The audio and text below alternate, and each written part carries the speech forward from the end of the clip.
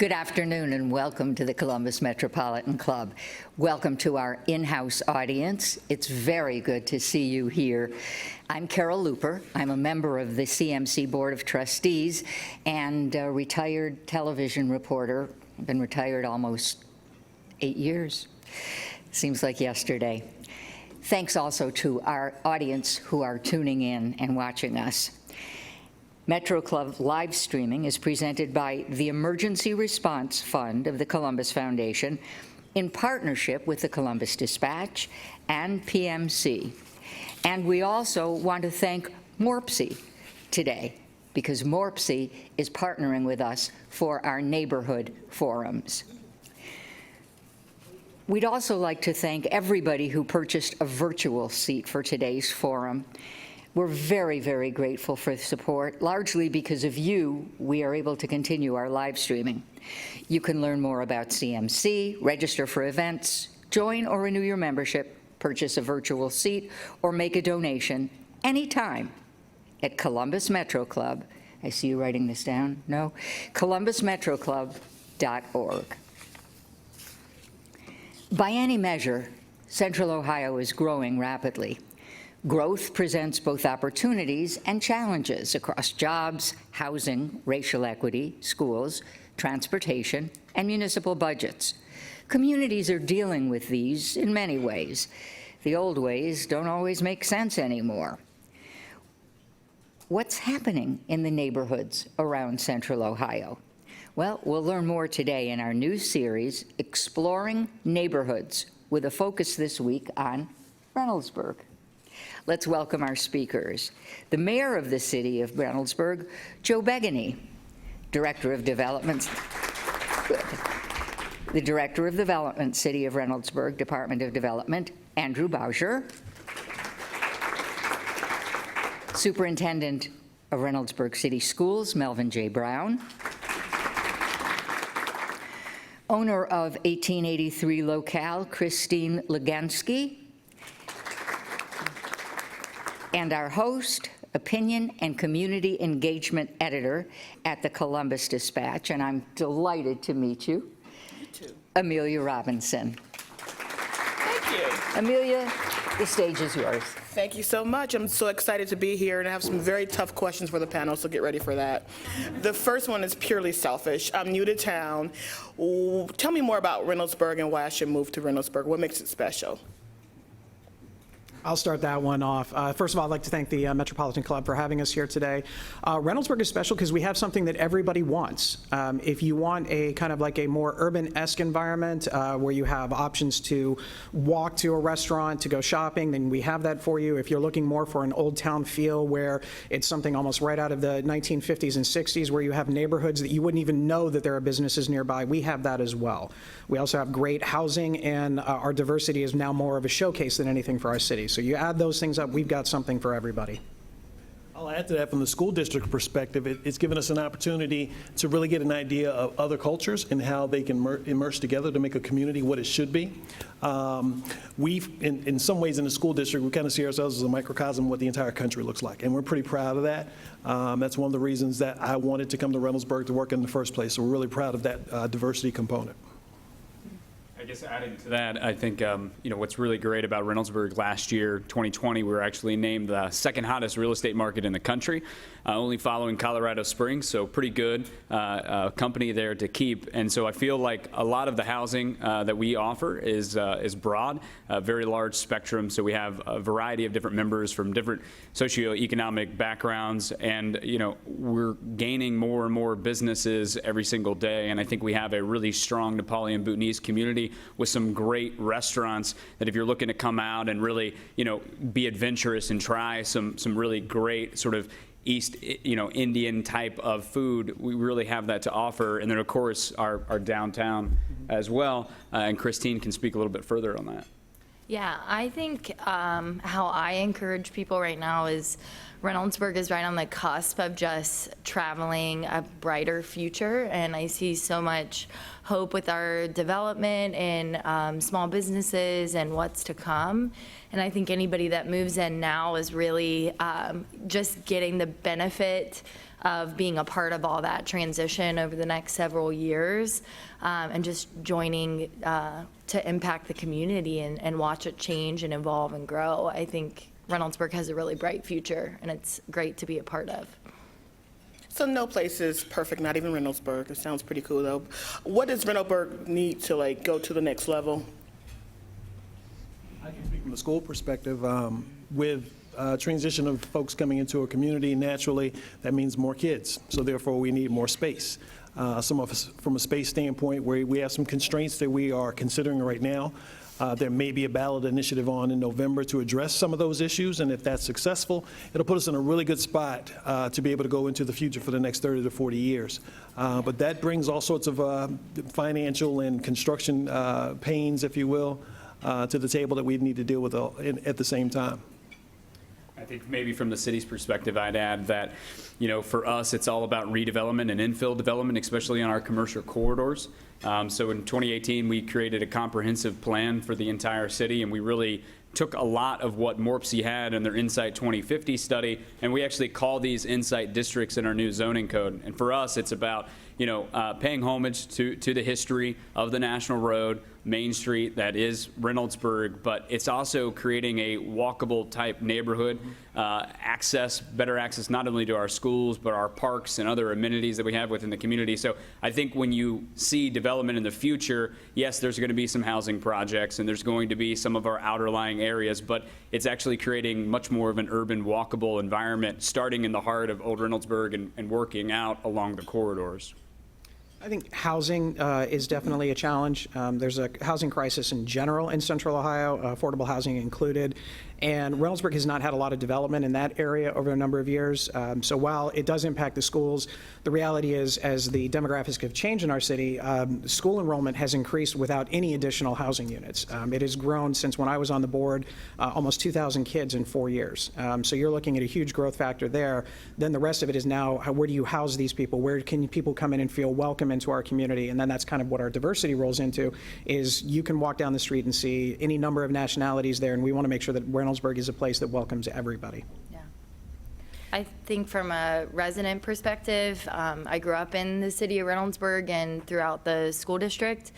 And what I feel like it's missing more now, and there's room for improvement, is just attracting young families and millennials. I have 3 small children, and Reynoldsburg just kind of had a backward decline in that area from when I was younger. There was a lot of things to do as a kid, and bike and walk distance, and just overall safer and family friendly. And I feel like we kind of got away from that in the past. And so I think there's room for that. And also I'm excited that the administration does seem to see that need as well.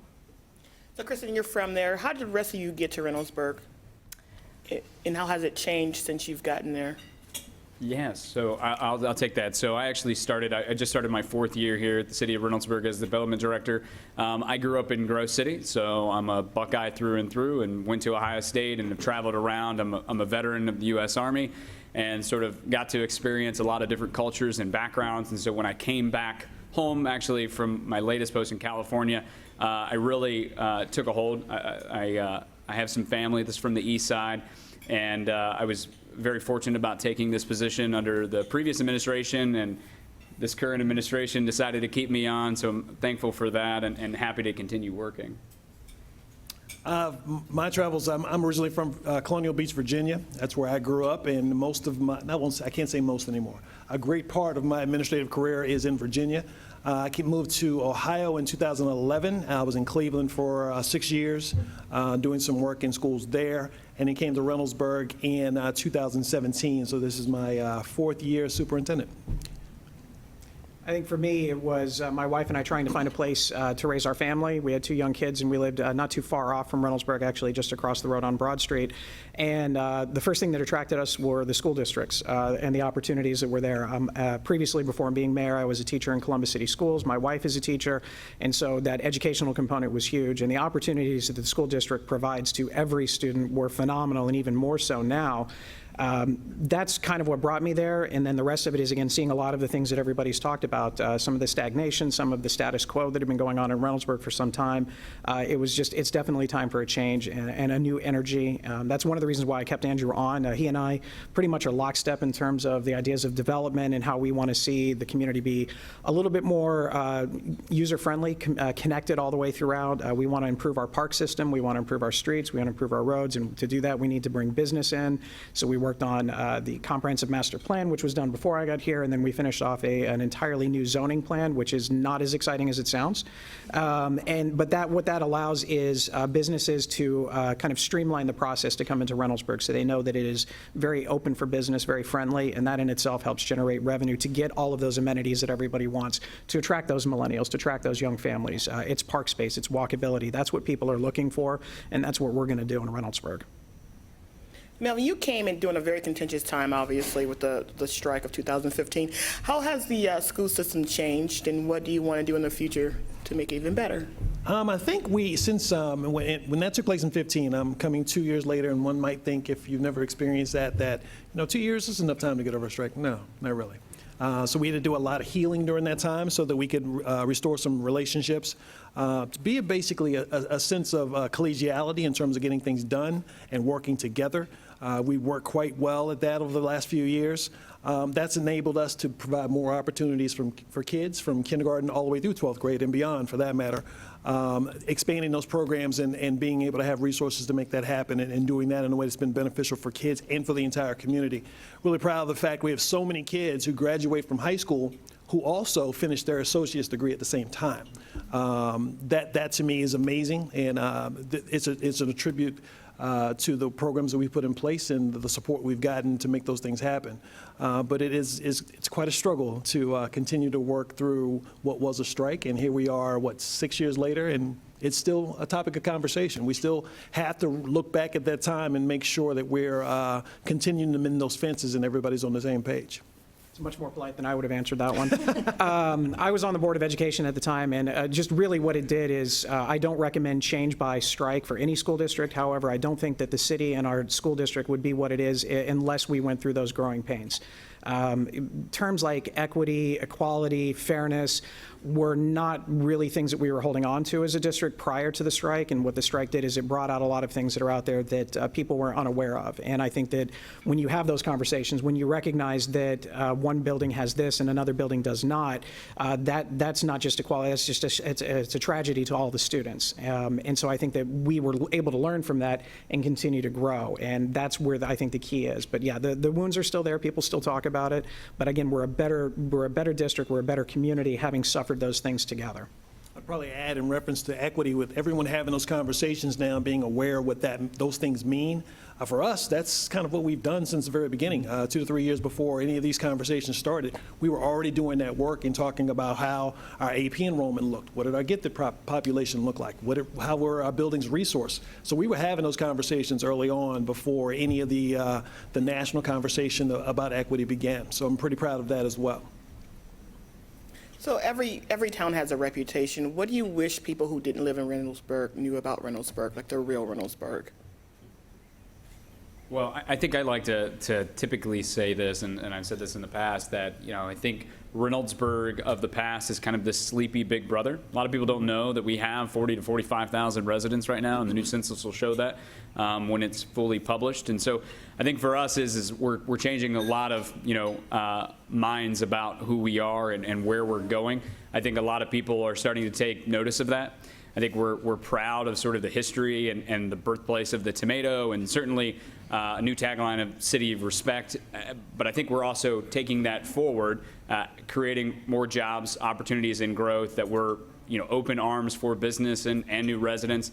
So I think when you start to look at the metro, I think hopefully people on the east side will start to take notice that we're a force to be reckoned with, and certainly have a lot of things going for us. And I think we're going to continue showing that moving into the future with a lot of the great initiatives that the mayor has provided.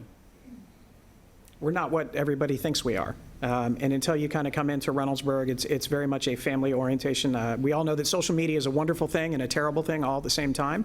But we have an incredibly passionate community that cares deeply about what goes on in Reynoldsburg. And it's one of those things where we can complain and rip each other, so to speak, on social media, but when somebody from outside of Reynoldsburg does it, no, that's not, only we can talk about that way. And I think that that's part of the issue that we want to get across, is that we are not what everybody thinks we are. We are evolving. We are always working to be a better place. And that's really what I would like everybody to get out of this. Can we talk about the tomato? How are you the birthplace of the tomato? Shouldn't that be like Italy, or I don't know, going back even to think? Yeah, so it's a really great question, and I didn't quite understand it when I came, and it was because of Alexander Livingston, who started a seed company, which is still around still today.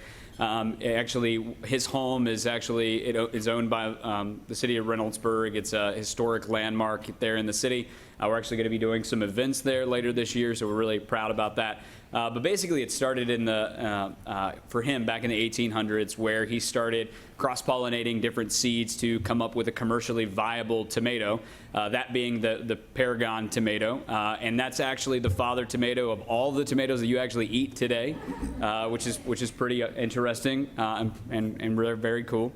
And then in the 50s, the Ohio History basically came down and said, we're going to bestow upon you the birthplace of the commercially viable tomato. and that was the first year that really we started having the Tomato Festival that the city actually took over in 2019. And shout out to our events coordinator, who's really going to put on an excellent show. Last year, because of COVID, we couldn't have it.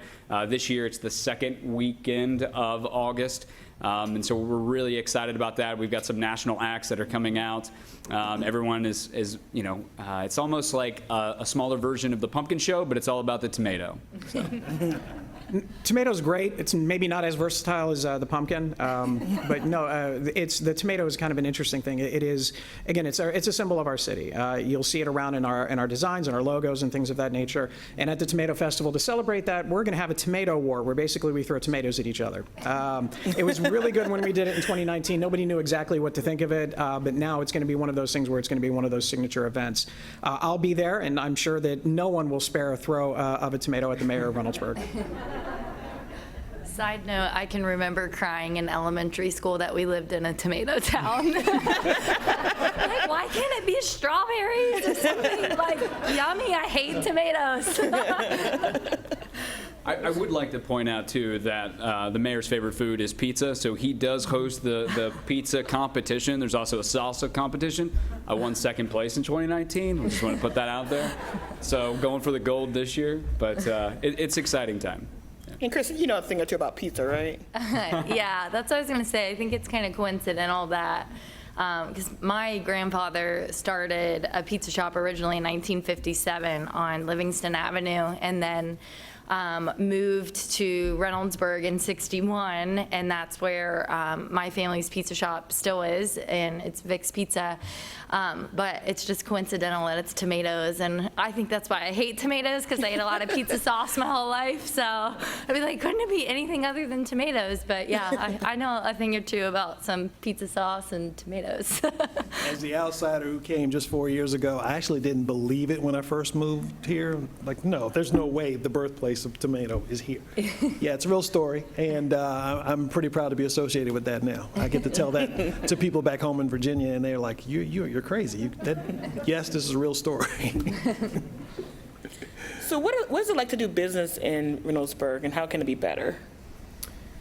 I think a lot of it is we've tried to take some steps to make sure that everybody knows that we are open for business. We get phone calls on a daily basis about things. I think what we're doing now, in addition to the zoning plan, which helps make things easier, we're trying to utilize all tools in the development toolbox. We're trying to make sure that businesses that come in, that we're utilizing, working with Jobs Ohio, we're working with other developers, we're working with property owners that are looking to sell everything. We're doing all that we can to kind of attract businesses to come here, because we know that that's just the lifeblood. L Brands is our biggest employer in the city. but we're not going to ever bring another L Brands to Reynoldsburg. So what we have to focus on are those small businesses. We have to track those entrepreneurs, those people that are just starting out that eventually may turn into the next L Brands or turn into the next Starbucks or something like that. It's those types of businesses that we want to take advantage of, those people's ingenuity, the thing that kind of makes everybody really proud to be American, that ingenuity aspect of it. The logistics of it, Director Bauscher can talk about as far as the zoning plan. We've had people come in and they say that they want to open this or they're looking to do that, and we tell them what the process is and how much shorter it is in our community as opposed to somewhere else, and they don't believe us, much like the tomato story. They just look at us like, really? That's all you have to do? And I think that's helping kind of get people to understand that, no, we want development. We want people to come here. We want to transform our community into one that is vibrant and growing, and it's just letting people know that we are not what we used to be. We are encouraging these things now. Yeah, I guess to couple that point, when we redid our zoning code, we needed to understand that we had a lot of room to catch up. And we needed to rethink how we were doing businesses, not only for development, but also the existing businesses that were there. And so we worked with MORPC. In fact, actually, we cut down a lot of our timelines. What I like to call is cutting through the red tape and getting rid of the bureaucratic mess that didn't necessarily need to be there. When you're over-regulating things, you're just costing more money to those small businesses for them to get up and started, or development costs that sometimes 25% is just them trying to get something to the table to get something approved. And that's really backwards way of thinking, especially when we're in a housing crisis currently right now and we can't keep up with the demand. So for us, I think what we needed to do is we needed to shorten that time span. And that's what we did. In fact, we bring it down to where you only need one commission meeting to get through Planning Commission. You don't have to go through a long, drug-out process. In addition, I think the mayor has done an excellent job. He's done local business spotlights. We go to a lot of the chamber meetings, and so it's activating the current businesses that are there. Speaking of our agrarian roots, we do have the Department of Agriculture in Reynoldsburg, which is great. But beyond that, it's also bringing in new ones. And I know if you've read the dispatch last week, we obviously have the Christian Missionary Alliance that's coming to the Bryce Kmart side. And I think when we talk about redevelopment and new businesses, it's focusing on those types of jobs, medical jobs that are coming into the community, and also making sure that we're doing everything in our power to make sure the small businesses, especially after this pandemic, are going to be successful moving into the future. I think for the school district, that business element is also pretty important because we look to have partnerships between business and school to make things happen at school and in the community, creating opportunities for kids to learn about different pathways. Our high school is set up into pathways. That's how students select their course offerings. So they get real life experiences in the workplace to figure out things they want to do. And I've always said, more importantly, things they don't want to do.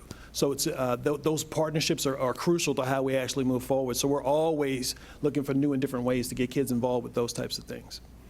To answer your question a little more directly about what it's like to do business in Reynoldsburg, I've had the honor of, from being an infant to now, see customers come in week in and week out and get pizza and get to know Reynoldsburg's history. And, my parents know people by name, and people know me as the girl who used to live upstairs, and their family. And I think it's been, my mom always says, like, we have the best customers. We have loyal customers in the city that, have a habit of coming in and ordering Fridays at 5 o'clock every Friday at 5 o'clock. Note to self, order pizza on a different day at a different time, and you might get it a little sooner. But we have faithful customers, and my parents expanded from a 900 square foot building to, purchasing Connell Hardware. And it's, 9,000 square feet, 10,000 square feet, and they've tripled their business in 4 years. And none of that would be possible without the community and having those people, who believe in us and are family to us. So from my perspective, it's been, I try not to get emotional, but it's been very sweet to be a business member in the city of Reynoldsburg. So we're emerging from the pandemic. Hopefully it won't be around so greatly much longer. What do you think you learned from the pandemic, and what do you think what thing will you take with you on the other side that kind of as a lesson? I think we've learned to be innovative and take on restrictions and still make things happen. I think back to when Governor DeWine closed schools on March 13th of last year. 3 weeks prior to that, we already were prepped and ready because we were having those discussions about that potentially coming. So when that shift happened, we were ready the very next week to continue to provide instruction to our kids. But in that process, we also learned that there are a lot of kids who are engaged. We need to engage kids in different ways in the classroom so they can be more successful. I think we've identified additional disparities in terms of how we go about addressing equity in classrooms and schools. I also think we've learned from a technology standpoint how to use platforms effectively, both in person and virtually, to make things happen. I would imagine we've been doing virtual teaching for quite a while, and our kids came back full-time a few weeks back, but we're still doing an element of that. I think we'll retain some of that in terms of how we schedule meetings and how we get large groups together.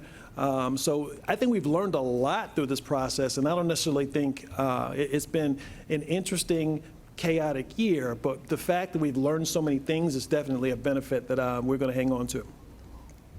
I think for me, it's understanding what the community goes through on a day-to-day basis, and then all of a sudden when the pandemic comes down and businesses are shut down and the communities are affected, and seeing the response of the community in general. You're talking about businesses like Vic's that did remain open, that were still able to get the pizza out, and I think that people were purposely now going out of their way to support local businesses because those are the people that support your local Little League teams, things like that. The city learned very well that without those small businesses, the city really is nothing. We're not. So we ended up using about $227,000 worth of CARES Act dollars for small business grants. There were a couple of times where I took a stack of applications and my mask, and I walked up and down Main Street and knocked on every business and said, "I'm here from the government, and I'm here to give you money." I got a lot of odd looks at that, I'll grant you, but it's something that I felt that we needed to do. We needed to support our small businesses when they need the help, because they're always there for us. They're always working with us. And the rest of it is just, again, seeing blessing boxes where communities are putting up food repositories all over the city, things like that are helping everybody that are a little bit more needy than the others, working with our Heart Food Pantry from the Mid-Ohio Food Bank and working with our police department to do traffic control to make sure that people can get in and out, because the need was so much greater, especially in the early stages of COVID. It's about taking advantage of a really bad situation and making the best of it for as many people as possible. And we have to keep that going. It doesn't stop when the masks come off. We have to keep going. How's the city doing now?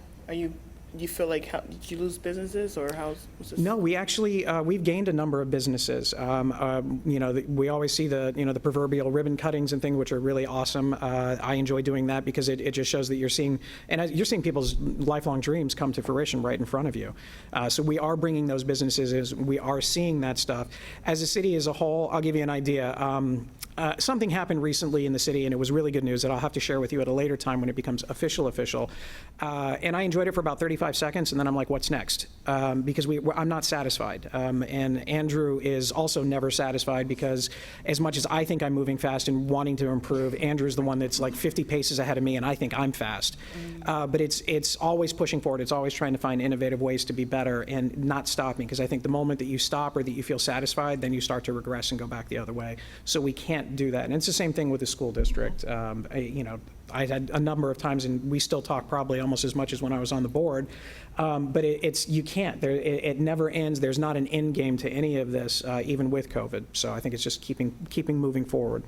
Yeah, that's a really good point, Mayor. So 32 businesses actually were started in 2020 in Reynoldsburg, which is kind of crazy to think about when some of them did not last. And so I think what it did in some cases was it expedited maybe a process of some of the failing businesses, but I think it gave an opportunity for this rebirth and growth of other different types of businesses, especially with, as you had mentioned, sort of the push for more local Main Street type businesses. And I hope that that's really paid dues for Vic's. And I think for us, is we're going to continue moving down that path.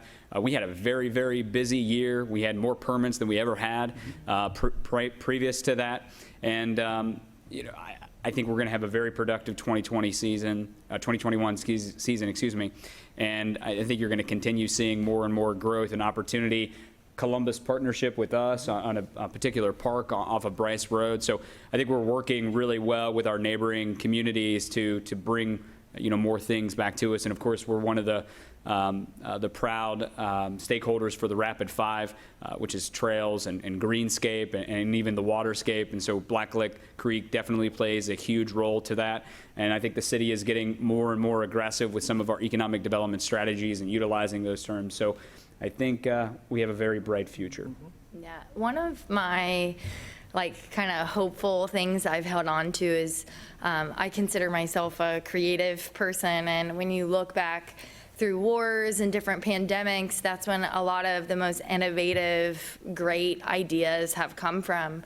And I think when things like this happen, that we don't give ourselves credit as humanity for our ability to dream up new ideas and come up with something else. You think about Uber and different things that people have come up with just based off of crisis. And I really think we have just started to see people's dreams come alive from the pandemic. It has shifted them from being home a lot to what am I doing with my life, or trying to resolve their problems. They're no longer content with doing what they were doing before. And I think in general, we just have a really bright future in our world because so many people are going to have these dreams they've sat on. Life came to a stop, and now they're not just continuing on anymore. They're saying, wow, I can do this a little bit different. And I'm one of the businesses that applied for a permit, last year and started major construction during a pandemic. I don't advise it. It's really expensive and it's a pain in the butt, but I am fighting for my dream that I honestly, if it weren't for the pandemic, I would be doing my job. But because my job stopped because I'm a wedding photographer and I didn't have any weddings, I was able to really think about what I wanted to do. And so I think there are so many other people developing out of that same heart. You know what, I got the time, let's go. Now is the time. Talk about hopes and dreams and all that sort of thing. What is your biggest wish for Reynoldsburg's future? The Reynoldsburg of the future. Just think about that. I'm going to answer it first because I'm full of hope over here. I think that I am so fortunate because we're building, a wedding venue. There's no venue in our area really at all. Even Pickerington and side cities don't offer an event venue quite like ours. And I am so excited about that, but I'm so excited to be on the cusp of attracting other businesses and other families and saying, hey, this is a really cool place, join me. I need a coffee shop close, I need some stores to shop at. Ice cream. Yeah, I hope that for me, I just hope that by me taking a fight to get this open during the pandemic, that it inspires other people that they can do it too, that you can do it even despite everything telling you no, and that it's going to be a happening place. I hope we can draw people to downtown Reynoldsburg for businesses and families, and then be excited about the future of Reynoldsburg. I'm excited, so. What she said. Anybody else? I was building on that excitement, having an opportunity for our school district to be showcased among the best school districts that are out there. We've always talked about the idea of being competitive in Central Ohio. I'm not satisfied with that. I want to be one of the best in the country and then eventually one of the best in the world. So having those types of aspirations and always trying to change and evolve as you go through time allows us to have some room to grow and know that everything's not going to be perfect tomorrow, but we're going to make it as perfect as possible and continue to work. And knowing that while we're chasing perfect, we're never going to get there. And that's perfectly fine. So having that spirit of always looking forward and trying to continue to grow is something we're excited about. Yeah, we're going to be moving to the next part of our program here where we take the questions from the audience here in the room and also on our live stream. But very last question from me. I'm sure you guys are sick of all my hard questions. What's the one thing you wanted to say here that you didn't get the chance to say? I know a lot of times you go to these things, you don't say what the one thing you want to say. I'll start off. Some of the things that we've been able to do in this city, obviously you mentioned, the issues with the pandemic. There's obviously been a lot of social unrest in the last year. And I believe that between our council, our city attorney, my office, we have kind of led the way in a number of initiatives, whether it's issues for fair housing, anti-discrimination based on income, civilian review board that was endorsed by the Fraternal Order of Police, the Citizens Police Academy. We are also going to be hiring, we have 29 well-qualified applicants for a social worker that will actually be working with our police department to provide those services that are needed to those that are most vulnerable. Those are the things that usually don't typically grab the big headlines, like selling the Kmart location and things like that. But when we talk about being a city of respect, that's where the real stuff is. When you actually get those true changes, those legislative items in there, that it's going to make a difference in the lives of our community. And I am so proud of what our council has done, what our administration has done, and what our community represents, because we all want the best for Reynoldsburg. We all do want to be better together. I'd probably say two things. One, to give, a lot of times when you're in the bubble, you think that the things that go poorly or wrong are just our problems, but they're everywhere. But knowing that and talking with my fellow superintendents in the region, and knowing that we're out in front of a lot of things that are happening, we're setting trends, we're putting out ideas that others are now considering. So being at the forefront of making those things happen is really, really important to us, and I'm really proud of that. Also would need to speak to our relationship with the city. We know if we need anything and vice versa, we can have it. It's just that simple. We don't have a whole lot of, I'll use your term, red tape to have to cut through in order to make things happen. I simply pick up the phone and call the mayor, and we can get things rolling. So having that type of relationship, I think it's important, and we put that out there as well. I think what I would speak to the most, just being both a business owner and growing up in Reynoldsburg, is that change is a really hard thing for most people. I happen to be a human being that loves change, and I know not everybody likes change, but I think it could be really hard to be in this position and this administration to come in where the city really needs some forward progress. And I think if you listen, you're going to hear naysayers, because people just naturally don't like change, and they don't always know like what's best for the city. And so if I honestly could say anything, it would be like not to listen to social media, and to take a step back and call like your community leaders, get involved, find out like what the real issues are, and be flexible. Like, don't just grow older day by day and be set in your ways, but know that change really produces growth, and you're not going to grow if you're not, changing. So that's just one thing I really hope, that our city can be more accepting to change and have hope that it's going to cause us to grow. I think they had it covered. I'm good. Okay. Well, it's a CMC tradition to take questions from the audience, and I think Jane Scott from CMC has some. Please be sure to keep your questions short and to the point. Do you have any questions? I do. I have some from the audience, and thank you. Boy, this has really been an upper today. I love it when we have some positive, hopeful messages, so thank you. Mindy Wright, biggest challenge for your students, and what are you doing as a district to help them? I think that's a multifaceted response. I think as our kids come back next school year, we want to be really focused on what their social and emotional health looks like. We want to make sure that their well-being is taken care of, when typically past history was to focus on test scores. From the very beginning of my arrival, we began talking about the fact that when you change classroom environments and you make them give kids more of a sense of belonging and connectedness within that classroom, that's how you raise test scores. You don't test kids to raise test scores. So being attentive to those personal things that kids bring with them, I think will be huge hurdles. And we're ready to tackle those challenges, but I think those will be challenges indeed. Bill Lafayette from Regionomics asked the question, in the Insight 2050 projections say that our region's demographics will change, more singles and empty nesters, many more seniors, and a smaller percentage of families with children. How is Reynoldsburg responding to this, and how do your demographics reflect this, or not? I'll start off in the beginning part of it. Diversity of housing and accessibility to housing. While we are happy with some of the developments that have come in for housing, one sorely missing product in Reynoldsburg right now is senior living facilities for people that are not necessarily living in a retirement home, but want to be able to at least still do the things that they normally do. There's a lack of that, and I think we need to make sure that as a city that we are respectful of that and try and attract those in there, because what we don't want to do is we don't want anyone to ever have to leave Reynoldsburg because they can't find housing. And that also goes along with everyone else. You need to have a wide variety of housing in a community to make sure that you're meeting all of those particular groups that are there. And that's one of the things that Andrew and I are constantly talking about, especially when it comes to housing.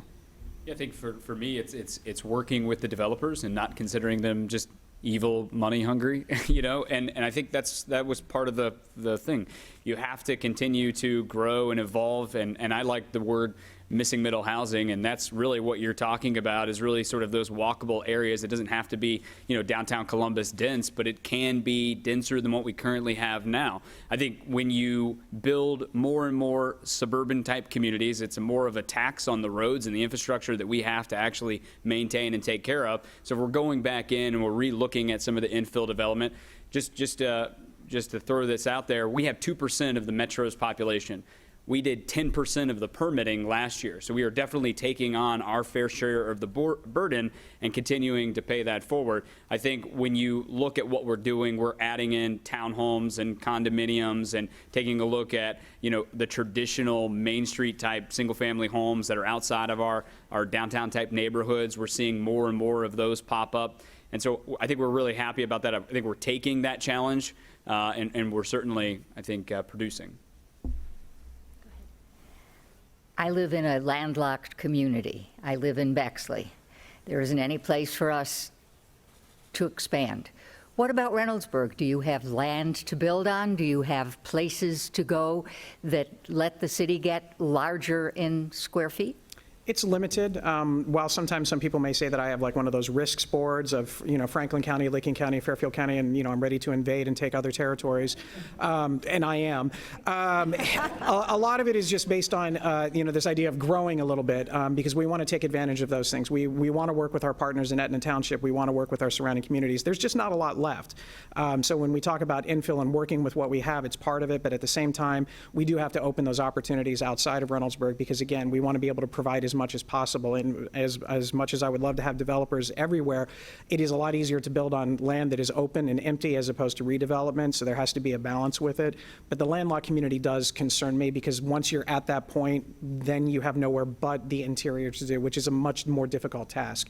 Again, not opposed to it or afraid of it, it just makes things a little bit more unique. Absolutely agree, and I think working with our partners at CODA and Warpsy, certainly trying to push for, just like our sister city there in Bexley and Whitehall, trying to put mass modal transportation, BRT route on Main Street to get you into downtown and then West Broad out. Obviously, we're going through a lot of that. I serve on the technical advisory committee for that. And I think we're really, really excited about what the transit-oriented type of development can actually benefit. And I think we utilize Bexley as a really great model. So thank you for bringing that up. In fact, in 2018, we invited all of city council members to actually go, and we took them on a bus tour of different areas because we wanted them to understand that the Reynoldsburg of now doesn't necessarily need to be the Reynoldsburg of the future. So we took them to Bexley, we took them to Hilliard, we took them to Grandview, and we said, look at all of these exciting development. We can have that too. We just have to re-look at what we're doing. Excellent. Julie Keckstein from PNC has a question. Can the panel share the stats, boundaries, largest employers, and how do you compare with peer cities, or who are your peer cities in the Midwest and maybe in the U.S.? Boundaries, I mean, 43068 zip code, and we extend, you know, pretty much between Broad Street, Main Street, almost to the Etna Township line past Licking County. We also have a little sliver of Fairfield County. Our largest employer is L Brands, their distribution center that's right off Broad Street. Our second largest employer is our school district, which is actually one of the things that was for me important to try and diversify our economy, because I don't think that they need to be the second largest employer. I'd love to have some other ones in there to provide some of those resources. What was the other part of some of the other demographic questions? any peer cities in the Midwest? Oh, we are always compared to a number of different, I would say probably the one that is most common would be Gahanna, Pickerington, Grove City, I think are some of the ones that are out there. And I think we all have the same issues in every city. Again, it's nothing too different from anyone. It's just a question of how innovative we can be to solve some of those problems. Doug Buchanan, Columbus Business First. Wondering, what was the pace of residential development prior to your zoning change, and what are you projecting it to be? And then a little bit to Christine's point, what are your citizens saying about that, and what do you expect them to say about that going That's forward? a fantastic question. So I would let you know that MI is building 354 homes on Wagner Road. That is the first single-family home development in the last 20 years for the city of Reynoldsburg. So your answer would be almost nothing. We really couldn't do a lot. There was a lot of red tape and a lot of pushback. And I think that people utilize, they break down housing into owner-occupied and rental-occupied, and people that are renting or living in apartments are just bad people, and that's just not true. The younger generations and even the empty nesters are living differently than what their fathers and mothers did before them. So you have to meet the facts and the challenges head on. You have to understand that those types of housing are a product that is in high demand. We certainly need to make sure that we're building that. And so, for us, I think we're doing that. What was the second part of the question? I'm sorry. Oh, yes. How's the community feel? So it's hit or miss. You have great business owners like Christine that are absolutely all in favor of new residents. It's only going to grow the businesses that are there. I think we hit sort of a threshold of different types of retail businesses that could come, and without adding additional types of housing, you were not going to be able to expand. And I think we do get pushback from some residents. I think the idea is that we needed to work on this in a collaborative manner. We need to understand that we can't listen to the 10 loudest in the room, but we need to listen to the quiet majority that are sitting back and saying, yeah, this is fine because we really want to live in your community. And oh, by the way, I think it does feel good that somebody wants to be your neighbor, and maybe we should take a look at that side of the coin instead of always taking a look at the negative. From the school perspective, people might think it has a strain on our space and capacity in classrooms, but to us, that's a good problem. We want people to have to be in a position where we have to expand. So that tendency to want to have people come into our communities and be newly ingrained in the things we're doing, we get excited about those things. So I'm hoping that others pick up on that as well, and you're absolutely right. You have to listen to the quiet majority, not necessarily the 10 loudest folks in the room. Hi, good afternoon. Connor Brittlinger with American Structure Point. Touched on a little earlier the booming Nepali population in Reynoldsburg. And just kind of curious from a housing, from an education, business standpoint, how's that population getting along in Reynoldsburg right now? We're loving it. We actually have the first Bhutanese American elected to office in Reynoldsburg in the entire country ever. So we have that representation there. We have a number of businesses. We have some of the best Nepali restaurants and even more opening, small businesses, everything that you want to see with these communities growing up with that. I know at the time when I was on the school district, I think the numbers were almost 1 in 7 students, give or take. Is going to, maybe a little bit more than that at this point, is part of the Bhutanese and Nepali community. And those are the students that, you embrace them, you have fun with that, because again, it brings to light all of those issues with diversity. We're happy to have them. I love the decorative nature. I am not artistic in any way, shape, or form, but if you go by some of our communities and their houses, they're so ornate, so pretty, and they're friendly all the way around. Once, you kind of get the idea of the kind of the circumstances of living in suburban life, but it's great, and I welcome the diversity.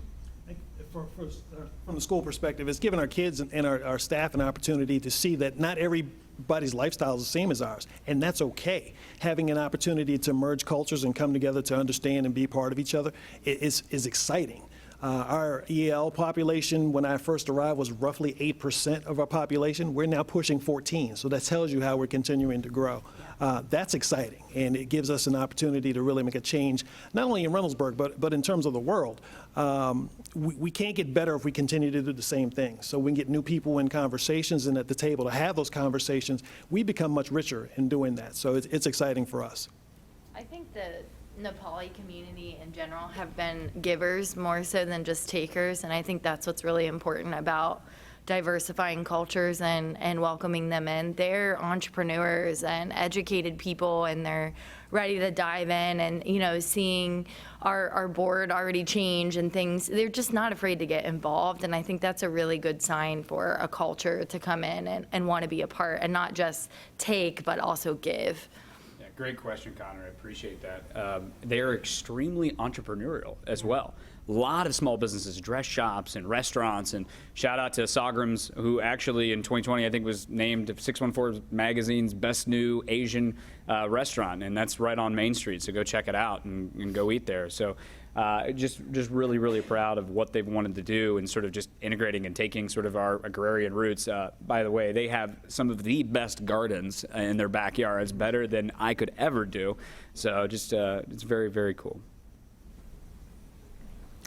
Mr. Mayor, I want to congratulate you. I'm a longtime resident of Reynoldsburg. You have squared the corners, and your administration, it's wonderful to see what you've done in the last several, since you've been mayor. I have two you have questions. To keep going? Oh, okay. I'm sorry. Go ahead. I have two questions. One is lighthearted, one is more serious. One is, you're doing a lot of curb cuts on Main Street. We spent millions of dollars to make that Main Street beautiful. Whether or not you ever decide to require those flowers to be replanted and the trees to be replanted, may I tip my hat to you and say I hope you do. It's one of the most beautiful parts of spring in Reynoldsburg. More seriously, is a question about, as we're growing, the traffic on Main Street and on Broad Street, on Wagner Road, which is we're dumping more growth onto Wagner Road. How are you handling that? Because sometimes the travel on Broad Street and Main Street is tougher than rush hour in Columbus, Ohio. I'm really glad you actually brought up a lot of the things with the traffic. Some of it are technological solutions. We're looking at syncing our traffic lights on Main Street, as well as working with our fire department to get what they call an Opticom system, so the fire trucks can actually go through and have all green lights, but then also syncing our lights to make them more traffic flow enabled on the way for rush hour out of town or in town.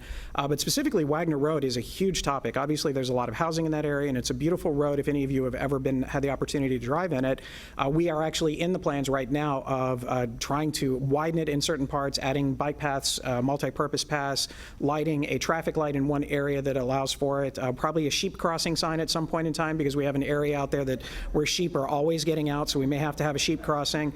But those are things we have to do, and those are not short-term projects. I know that the previous administration had tried to do a number of different things, and for whatever reason it wasn't able to happen. But because of what our zoning plan is able to do, and because of our relationship with MI Homes, we're actually profiting off of what we're working with them to develop a TIF fund. Again, one of those tools in the toolbox to use some of the income tax or the tax revenue generated from that particular development to help pay for those improvements on Wagner Road. So as that development grows, our funds are going to be able to grow with it to actually pay for some of those improvements to make sure that those traffic issues aren't there. So you're looking at a number of things, and I could go on and on for Wagner Road on a lot of things, but the reality is it's the safety of people. We all know that a few years ago off McNaughton, a young woman lost her life as she was getting ready to walk to school.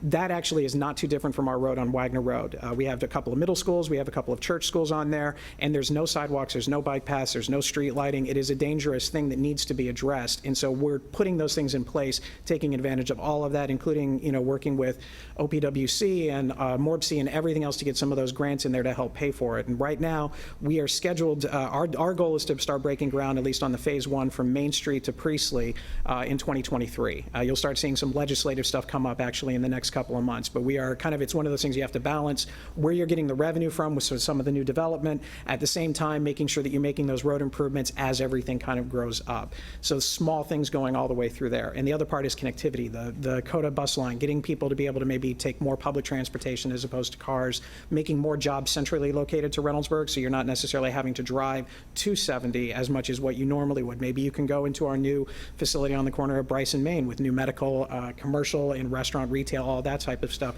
Bring those jobs a little bit closer to home so people can work in the same community that they live in, which will help reduce overall traffic in general. That's it. very tough but fair question, and it's actually one that really does need to be answered. And I think the traffic right now is a little bit more than what it needs to be. A lot of it is because we're already doing road construction. What the mayor hadn't mentioned yet is that ODOT is repaving all of Main Street this year. And on top of that, the city this year and next is taking on an $8 million streetscape project in our downtown. A lot of that is expanding the sidewalks. Currently, right now on Main Street, we have 16-foot width for our lanes, which is far more than what is actually required. So we're taking that back down to 11. The idea beyond that is to give that back to the pedestrians and the amenities, to allow for some of those businesses down there to be able to have, cafe-type bistro settings. It allows for more walkability. But even more past that is it actually is going to lower the amount of semis that go down. And a lot of that is them actually slowing down a lot of the traffic. And that's what's actually putting a big taxing on the roads and the potholes and everything that's there. So for us, it's working with the MapQuest of the worlds and the Googles, doing all of the elements that we need to, so it doesn't look like it's just a highway that's running through our town, but actually a quaint downtown of how we all see it, but making sure that it actually feels that way, so it actually pushes vehicles that are off, that don't actually belong there, and we can stop a lot of that through traffic, so it lowers a lot of that. I think to your other point, we certainly want to bring back, add in more of that landscaping in nature. The mayor just hired a service director last year. He's actually a registered arborist, and we actually have a master arborist actually on staff in the Parks and Rec department. So that's not lost on us. We definitely are in the process of beautifying the city. At the same time, we're adding in new transportation. So love the question. Appreciate it. I hope you found today's forum interesting and enlightening. Don't miss next week's CMC as we explore the epidemic of violence in our midst and several anti-violence initiatives to address the situation. Thanks to the Emergency Response Fund of the Columbus Foundation for presenting our live stream in partnership with the Columbus Dispatch and PNC, and thanks to MORPSI for being our partner in this neighborhood series. Thank you also to our online virtual seat patrons. Special appreciation to our speakers, Joe Begany, Andrew Bowser, Melvin J. Brown, Christine Logoski, and Amelia Robinson. We hope to see you in person or online again next week. Thank you. That's great. I want to get a picture with you.